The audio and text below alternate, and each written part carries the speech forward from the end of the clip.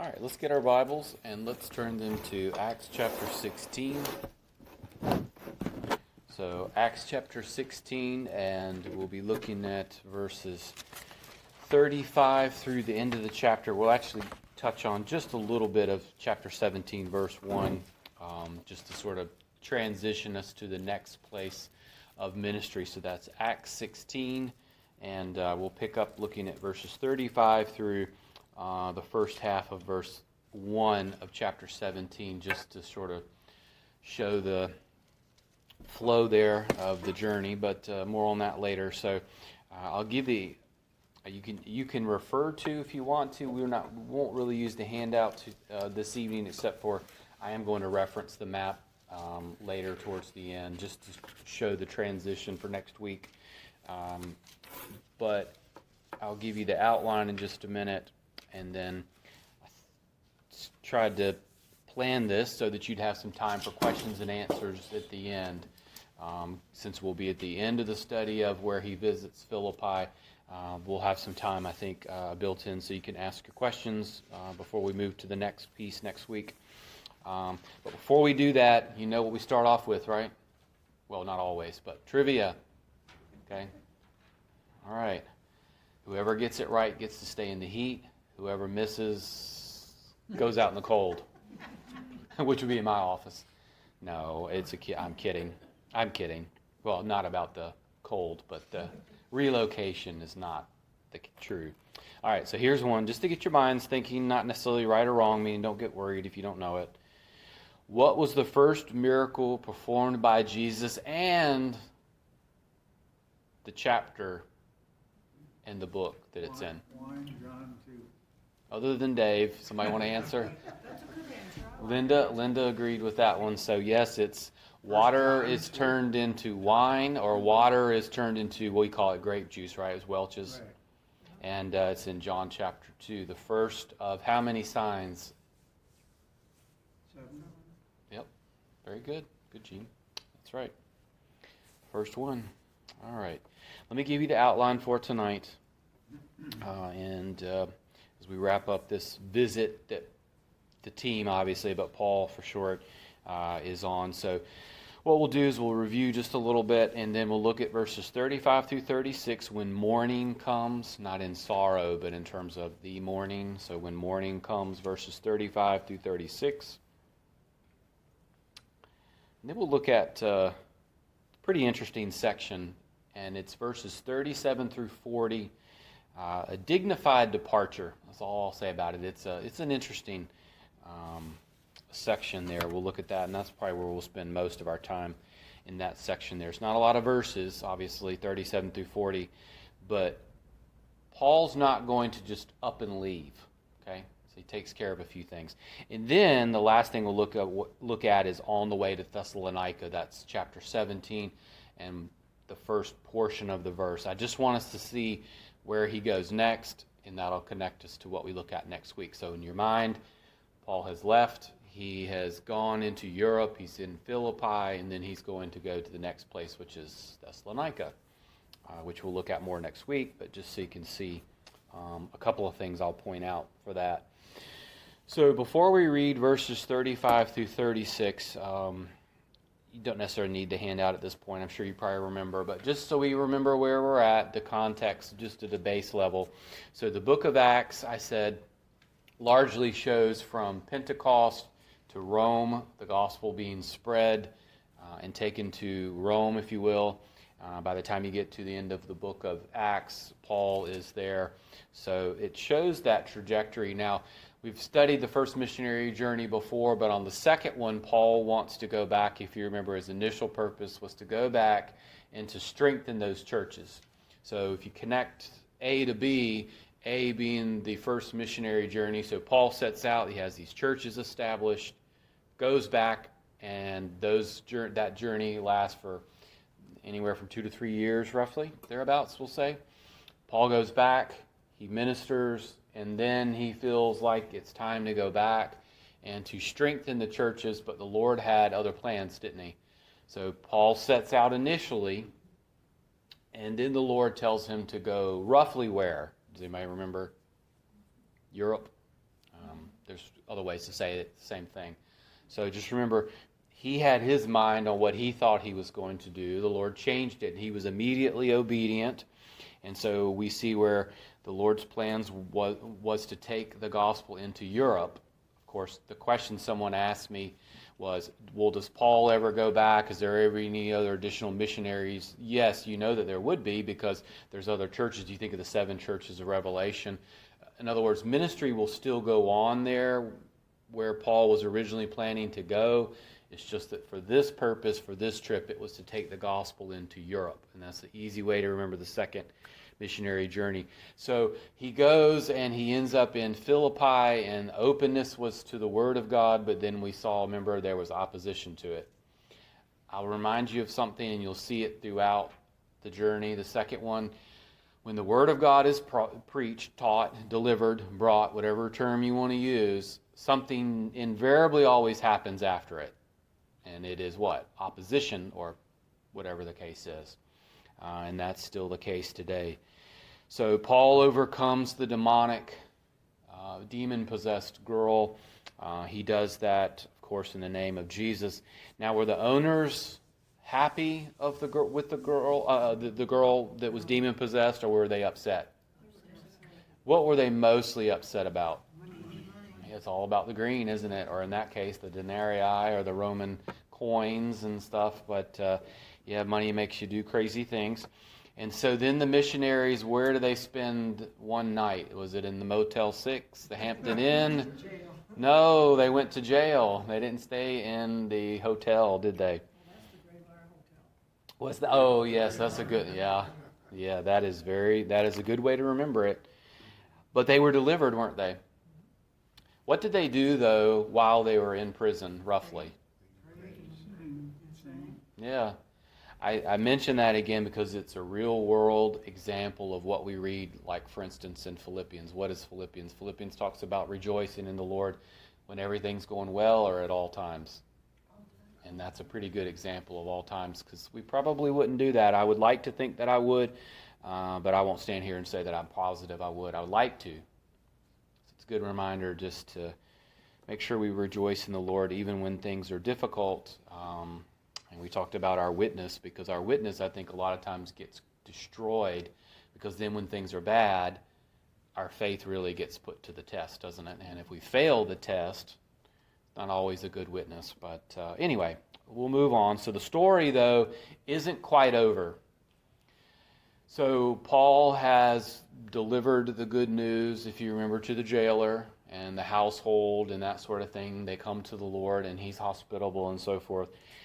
But one of the things I want you to see here is there's a couple of threads that go through this, but one in particular is you'll see how much Paul really loves these believers. Now remember, this is a very primitive, in other words, you don't have a lot of people. I mean, you only have Lydia and the small handful there in Philippi. But he's going to show how much he does care for these early Christians, in other words, this small group, because it would be easy just to leave, wouldn't it? I mean, he's gotten out of prison, let's just get out of town quickly, but he doesn't quite do this.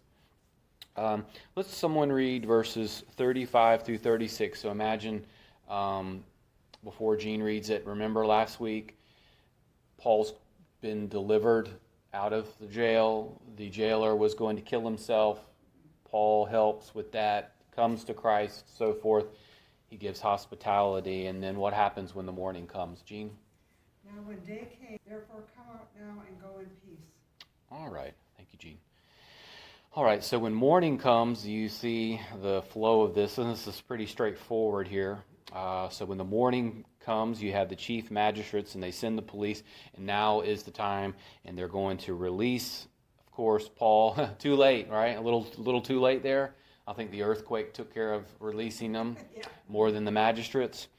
And it says to release them, and then the jailer goes and he sends him and then tells them to leave, that they have been released. It's almost kind of funny, though, but and I'll explain a little bit in a second. And he tells them to go in peace.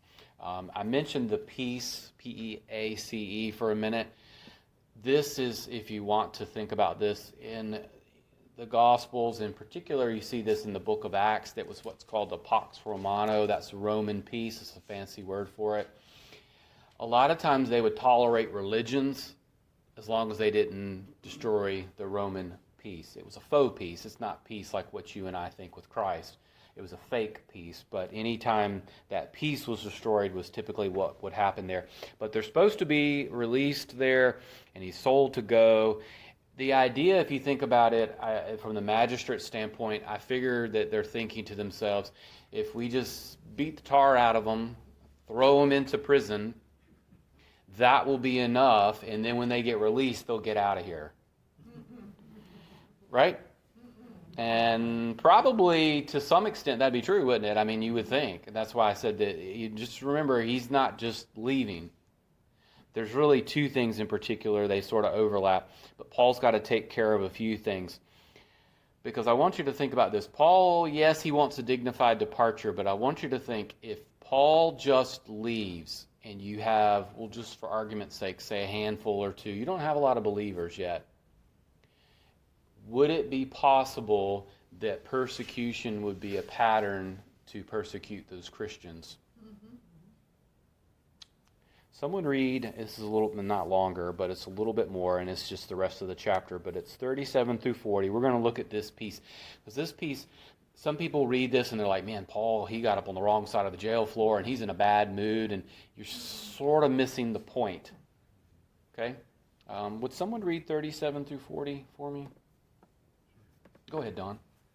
But Paul said to them, having beaten us in public without trial at the house of Lydia, when they saw the brothers, they encouraged them and left. All right. Thank you, Don. So as we look at verses 37 through 40, a couple of things that are worth noting. This is the piece we'll spend the bulk of the time with before we see them move on to the next location for next week. Excuse me. But Paul here is noted as a Roman citizen. A lot to unpack here. I'll try to make it as simple as possible. But it's important to remember, so when we read this, sometimes we're thinking, I thought Paul was Jewish. Well, he is. But Paul also, of course, had a Roman citizenship. Just turn real quick, and this is just a cross-reference. I'm just going to skim it. It's Acts 22:28. And then we'll look at this because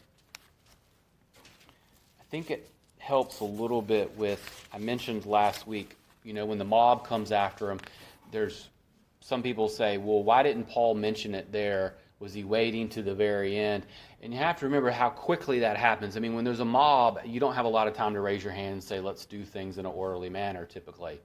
And so I think what happened is when they took Paul, if you remember last week, and the mob came out, I think everything just happened super fast. Paul's then taken into prison, as we know. Paul mentions this citizenship that he has, but I'm just going to read this. It's 22:28. The commander answered, I acquired this citizenship, he's speaking of Roman citizenship, with a large sum of money, and Paul said, but I was actually born a citizen. So Paul had, not only was he Jewish, but he also had Roman citizenship. Now, at first blush, this is like, well, what's the big deal? Okay, I'm going to read you something, and then I want you to rewind, and then let's go back to something that happened when the journey started. Let me just read something to you, though. Paul was born a Roman citizen, which gave him certain rights, including a public hearing. Scourging of any Roman citizen was prohibited by law. The rights of Paul and Silas, that's really what I want you to stop and think about. We're going to look at that in just a second. Therefore, had already been violated. So let me stop here and think. So at the end of the first missionary journey, who went with Paul? So we had Paul, Barnabas, and who? Okay. Now, I'm sorry, I didn't explain it. So Paul, Barnabas, and you had John Mark. Remember? I'm sorry, I explained it wrong. And when the journey was getting ready to start, we had the original team, John Mark and Barnabas. Now, if John Mark had gone, John Mark didn't have Roman citizenship. He was completely Jewish. Isn't it interesting that the Lord had Silas and his ability to serve on that team, because Silas was not only, of course, he had Roman citizenship as well. You tracking here with what I'm saying? If the original team from the first one, Barnabas and John Mark, went, they weren't Roman citizens. They would have been allowed to have been beaten. Does that make sense?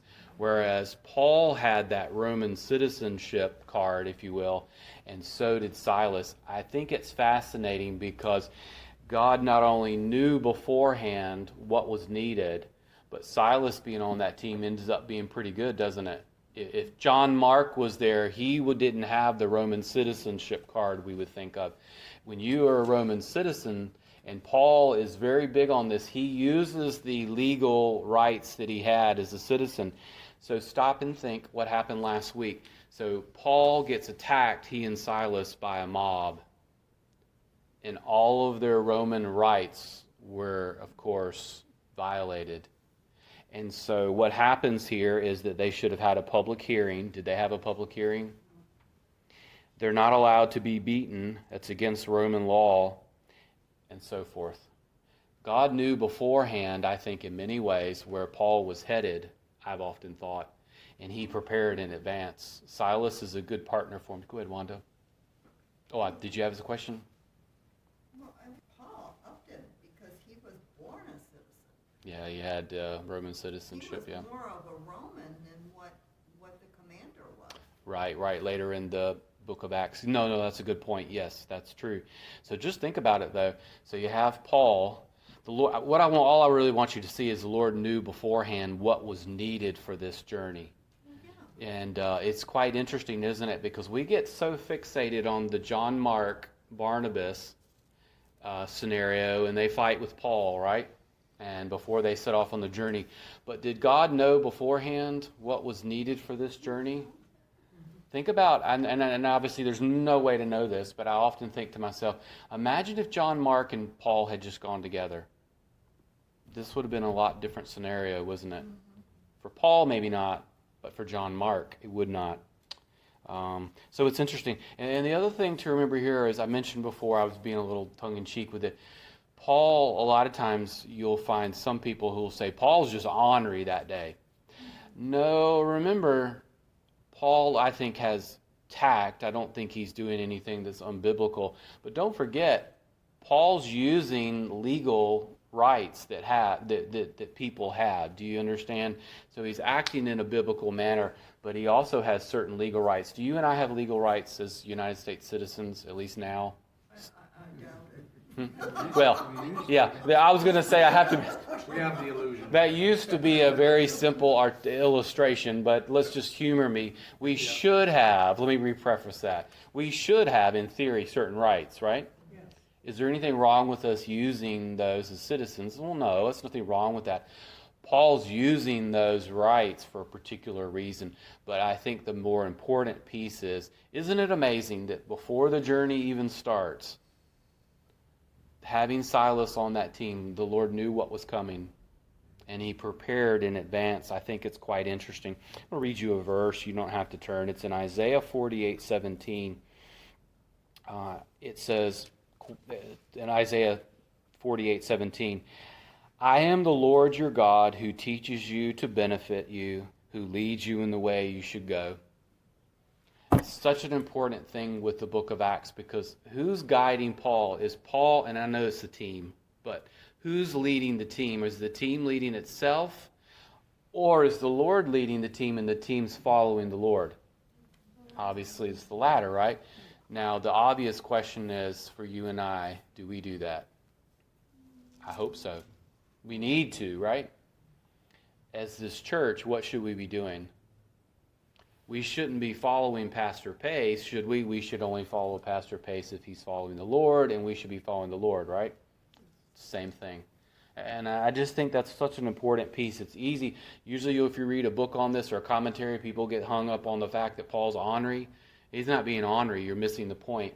Paul's using what he has legally, but the Lord also knew that Silas needed to be there. The Lord knew long before that. But let's go on. Let's move on. Because notice back, and it does play into what Wanda was talking about. So let's look at our verses. So, of course, Paul says, you've beaten us and you've told us that, we're men who are Roman, men plural, so it's obviously both of them. But notice verse 38. So the policemen reported these words to the chief magistrates and they weren't worried, were they?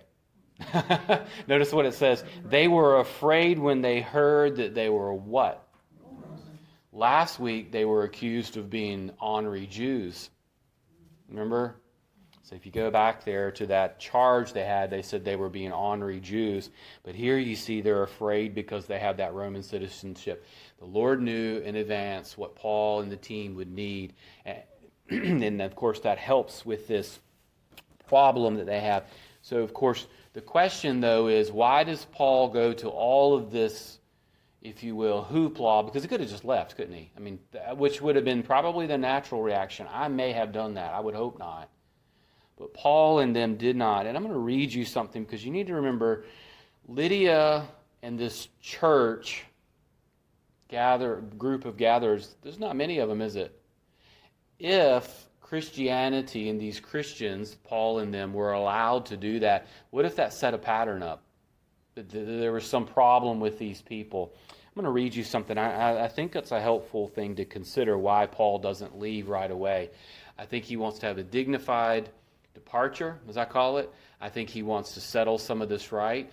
And it also, in my opinion, I think it opens up the ability for that church to be there. Do you understand when I say church? The believers there. Listen to this. I think it's helpful. It was essential that the young Christian community have a good reputation among the authority for its witness to flourish. Christians broke none of the Roman laws, and so it was important that the magistrates acknowledge their innocence and set the record straight. And that's a good way to think of it. Again, if they had just up and left, who was to know what would happen to that small group of believers? But does Paul then leave? Notice he still doesn't leave, does he? When Jean was reading it, notice what it says in verse 40. And so they beg him to leave. Just get out of here. Don't do anything else. But even then, Paul doesn't. And I think it's interesting, and me being a pastor, I can see this, because you notice how much he cares about them. Notice what he does. It says, and I'm going to read this one more time, verse 40. They went out of the prison and entered the house of Lydia, and when they saw the brethren, they encouraged them and departed. So again, his focus is on that church, isn't it? I mean, I think there's a lot of pieces at play. I think Paul wanted to be dignified when they left. He wanted to set the record straight, which is the main thing there. I think it would have helped that early church not have that stain on it. But he also wanted to encourage them. I want you to look at a couple of verses with me, and then we'll move on. But I'll just read these. But 1 Thessalonians chapter 5 and verse 1. How many of you feel like that our world's discouraging? But when we come together, what should we be doing? And all the other times too. I want you to look at something with me, because Paul gives us a good example, because Paul has had a rough time in Philippi. He wants to make sure this church, and I use the word church here obviously because it's a body of believers. But let's turn to 1 Thessalonians chapter 5. Oh, yes, I wrote down 1, and I was like, I didn't do 2 1s. Sorry. Yes, that's right. So, sorry about that. 1 Thessalonians 5, not 1, but 11. I wrote it down wrong. Therefore, encourage one another and build up one another, just as you are also doing. Thank you, Dave. Sorry about that. So, 1 Thessalonians 5, 11. I wrote down 5, 1. But so we're supposed to encourage each other and build each other up and in the Lord. So that's something that Christians are supposed to do, aren't we? When we come to church, we should build each other up. When we're around each other, we should endeavor to do that. Let's look at this other one that I have. It's Hebrews 3:13. Hebrews 3:13, and it's very similar to 1 Thessalonians 5:11, not 1, but 5:11. It's the idea of encouraging one another. But encourage one another day after day, so not just simply on the Lord's day, in other words, as long it is still called today, so that none of you will be hardened by the deceitfulness of sin. So here's a different verse on it, but what's the idea? The idea is that we're supposed to gather to encourage one another, shouldn't we? Or even outside the church to encourage one another. And that's something that that's one of the things that Christians should be doing. I think that one of the problems sometimes is we don't probably do that enough, do we? We don't probably encourage one another as much as we should. There's a quote, I thought it was interesting. It says, encouragement is oxygen to the soul. Have you ever been discouraged and you come across a Christian and they do something to encourage you? I have, as a pastor before, had, say, a rough period, and I'll go out to my mailbox and I'm not asking you to do this. Send me a card. Do you ever have something like that happen and it comes from a brother and sister in Christ? That's what we're supposed to be doing. Do you know what I'm saying? We should be encouraging each other because the world's filled with discouragement. We don't need to come to church and discourage one another. You know, we need to try to lift each other up, pray for each other. There's plenty of discouragement out in this world. But think about this. Paul has been beaten, humiliated, but before he leaves, he wants to make sure the brethren is encouraged. Shouldn't we do the same? So, is the journey to Europe over? Does Paul quit because it's hard, or does he keep going? He just keeps going and going, doesn't he? Let's look back at chapter 17. Oh, yeah, Paul. Yeah, I'm sure they probably thought of Paul with that. No, that's a modern-day parallel for sure. Let's go back here. I just want you to, we'll actually look at these verses in detail next week. But really what I want you to notice is a couple of things. You can get I'll show you on the map sort of where we're at. But I want to point out a few things and then I'll see if you have any questions or comments. But let me just read this one since it's short. Now, this is 1 Thessalonians, Acts chapter 17, verse 1, and he's going to Thessalonica. Now, when they had traveled through Amphipolis and Apollonia, they came to Thessalonica, where there was a synagogue of the Jews. Now, next week we'll look at all 9 verses, but really I just want to draw out a few things, and then we'll see if there's any questions. So, on the map, you don't have to go very far. I'm looking at this obviously upside down. You look at about where my finger is. It's just a little bit to the west. You don't have to go very far if you find Philippi. They didn't go very far for this one. So that's where that is at. You'll also see where I have mentioned before that you can tell when Luke is there and when Luke has departed. Look at verse 1 that I just read. Now when they. So he's actually not with them in Thessalonica. Whereas, for instance, if you go back to Acts 16, verse 11, so putting out to sea from Troas, we ran a straight course to Samothrace. So if you notice in verse 11, he includes himself, we. What did we do tonight? We gathered for prayer, Bible study, right? What did they do outside? Do you understand? We weren't there. So you can see when Luke is present, and you can see when he isn't present. So for some reason, he either stayed or went some other direction. So I just point that out. Somebody had told me they thought it was interesting. You could see that in the text. You can see when Luke is there and when he's not there. But the main thing is, and they'll meet up again, is that Paul gives us a good example of a word that starts with P, which is perseverance in despite of difficulty. He remained faithful to the Lord, and he will continue to do so even when things are difficult. Because human tendency, I think, would be to think, man, we went the first place and it was bad. He quits, right? And Paul doesn't do that, does he? He just keeps going, and he keeps going, as we use the Energizer Bunny example for that. And I think the tendency sometimes is for us to do that. We need to remember that when the Lord calls us to a work, we're called to be faithful to it. We have to learn to trust him. And you see that because there's a lot of harder paths he's going to go to. And Thessalonica will not be a fun place. And you'll see that even after Thessalonica, he goes to Berea. And after Berea, he goes to Athens. And Paul really won't quit when it would be easy to. thought of three things, and then I'll see if you guys have comments, questions, or need any clarification. But I thought of three things. The Lord's ways and plans are not always, are always best, even when we don't understand them at first. Let me read it again, because I blundered it. The Lord's ways and plans are always best, even when we don't understand them at first. And that's a reference to when the journey was getting ready to start.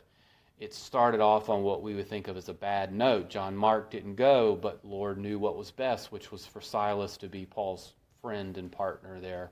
Of course, later Timothy. 2, we need to encourage each other in a world filled with discouragement, and that doesn't require any explanation, I don't think. We see that in the Hebrews and 1 Thessalonians passage. And then 3, let us commit to persevering with the Lord's help through difficult situations, because I think that's key. It was certainly the Lord's help, wasn't it, that enabled him to finish, he meaning the whole team, the journey there. So if you want to read what we're going to look at next time, it's chapter 17 where we ended, and it's verses 1 through 9. And if you want to read ahead, I'll go ahead